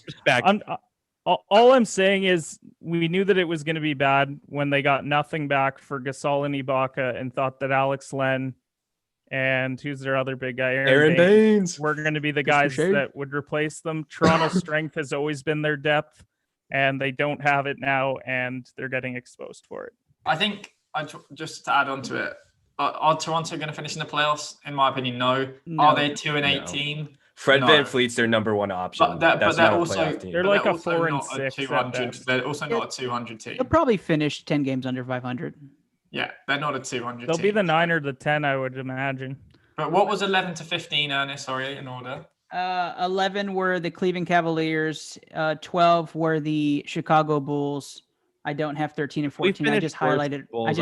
I just finished. I just knew the Raptors were 15 on the list. Yeah, no Sexton or Garden. The Cavs. Wait, so they actually put them at 15? Oh yeah. Oh, I was yeah. just trolling. The Andrew. Raptors are literally They're better than the Pistons. Oh yeah, my the God. Raptors. Oh, that's who it was. Pistons were 14 or 14 by 0.1. That's what it was. Okay, there's no way that the Pistons should be ahead of them because they have the same record, and Detroit hasn't been relevant since Chauncey Billups. So I have a couple California Jeremy lapses, Grant just is so you having know. a great season. Hey, Yeah, Ernest, seven other power I will forwards that are there. I will say the Charlotte Hornets deserve to be ahead of the Atlanta Hawks right now. What? I mean, you've gone 1-4 in your last 5. Yeah, but right, we've lost a few games because we've had injured players and the guys are coming back. Haven't you? But these are players. I mean, they did beat the Hawks They're twice. power That's rankings, probably Davis' best argument for why they Conway should be was ahead meant of to be them. starting his first Good game in argument, NBA Davis. tonight until If Kobe. we're talking about who the best teams were, then the rankings would Good be argument, different. But it's a Davis power Kinney. ranking, so it's like past week. Davis, don't worry, I got you. Thanks, Big bro. Kenny. Hey, guess what? I'm supporting Davis, guys. I'm turning over a new leaf. I realized Andrew's so because the embarrassed. His Lakers- camera's off. The Thunder. I realized bust that tonight, right? I realized that all the sports teams that I cheer for are busters, and so forever I will be on ITL as a buster. So all right, thanks for having me, and don't go Raptors, don't go Cowboys. All right, Ashley, get that voice ready because we're going to wrap this one up. Thank you for bearing through the NBA segment. We did have one more piece, but that Blockbuster trade took forever. So let's just wrap this one up. I do want to say, did Andrew locked off right after that? The Alabama offensive line coach is going to UT as well, following Sarkisian, and the Cowboys have a Let's go 9-4 passing coach. 9-4 again. Let's go. Lots of UT. lots of fun stuff happening in the football world. But let's wrap it up. Ashley, who was this segment brought to us by? This segment was brought to you by our favorite Taquito Express down in beautiful Brownsville, Texas, where you can get all you can eat tacos for $7.99. Mention ITL for 10% off today. That is beautiful. We are very excited for Taquito Express, one of our biggest sponsors of the show. We're very excited to go have our first big live showcase down there in beautiful Brownsville, Texas, where, fun fact, President Donald Trump ate this past weekend. So just so you guys know, he got his tacos from Taquito Express, and he did not get COVID, so they're COVID free. All right, so let's go after this, and let's do our sign-offs. Chris, you're first on my screen. I don't know how because you haven't said a word in like 5 minutes, but you're first. So Chris, tell the people where they can find you.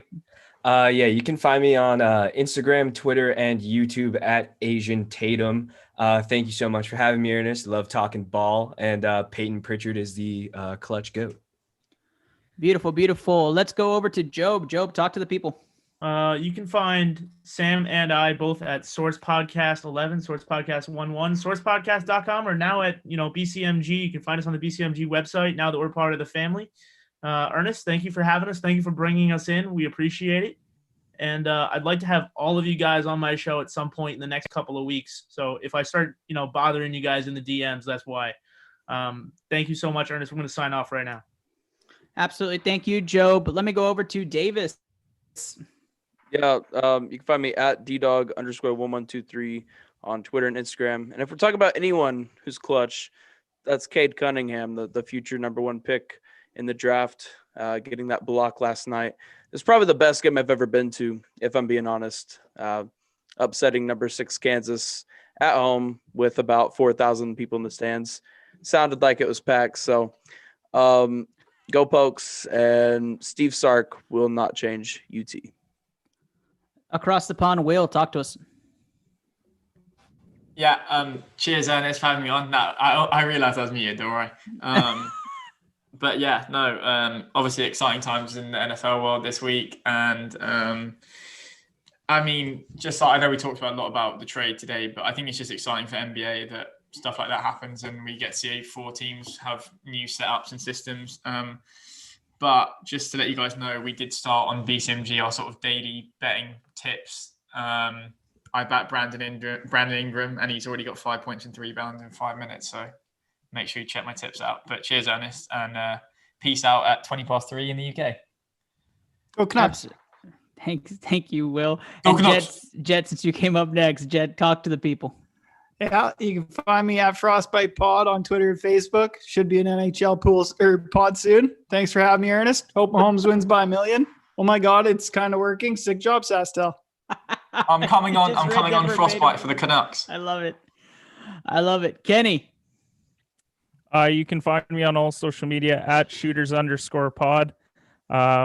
At live show Sunday nights at 8 Eastern time.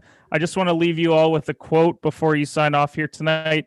Tulsa +4 is probably the best one. That was from Mr. Davis Cordova earlier when we tweeted off the BCMG account praising his own pick to then have Tulsa lose by 19 tonight. So shout out to Davis Cordova for really killing it. Let's go. I'm 1-1 on the year. I go Blue Devils. They lost by 10 last night. Okay. So much for turning a new leaf, Kenny. Yeah, there, exactly. Ashley, the voice of ITL, talk to us. You can find me at Sweet Peach 4_. And sorry for the small voice back there, but never apologize for being a great mom. That is right. Please, thank you guys. Nice being on. You see, and that Ashley segment was brought to you by Kids R Us. Kids R Us, a family institute. Fantastic sponsor of the show. Let me wrap things up here. There she is. There's the wonderful AJ. Now you of course know me. I'm your host, Ernest Silva, at Ducky Future PhD, and you can find all of our takes at Into the Lab Pod. This feels like one of those high school college parties where you start off with all these people. It's going to be awesome. And there's like 7 people at the end of the party. You're like, what's up, guys? And it's just, this is one of those parties, guys. We slowly slim down. But we're really excited to continue season 2. Episode 20 was awesome. The pod will only be 1 round. It'll only be our NFL picks. So feel free to go ahead and give us a listen if you watch tonight. But thank you to everybody who watched us. We had a very high count early, and I think it kind of sustained throughout the whole thing. So we appreciate everybody. We hope everybody has a great weekend of picks, gambling. Go watch it with your friends and family. Enjoy the long weekend if you're in the States. Good night, everybody.